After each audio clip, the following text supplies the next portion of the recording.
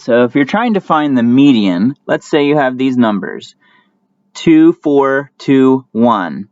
The first thing that you want to do is put them in order, from smallest to largest. Now I have them in order, 1, 2, 2, 4. Now I want to try to find what number is exactly in the middle of all the data. And in this case, it would be right in between the 2's. When I think of trying to find the median, I often think of a highway.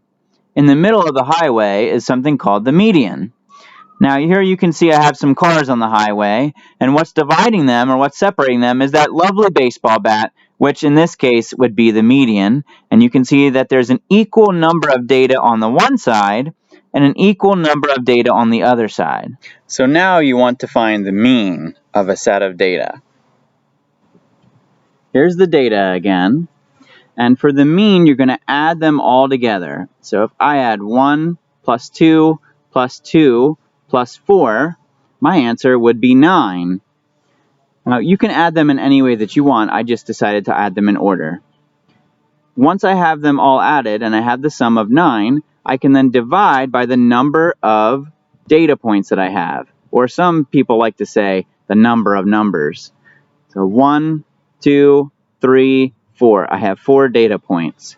Then I'm going to do 9 divided by 4, and I'm going to get 2 1/4, or 2.25. So now I have my mean, and now I know that it's 2.25. I can, think about, all right, well, it's, somewhere around 2, and I can just be mean. The last thing you're looking for is mode, and so the mode is the value that happens the most. In this case, the value would be 2.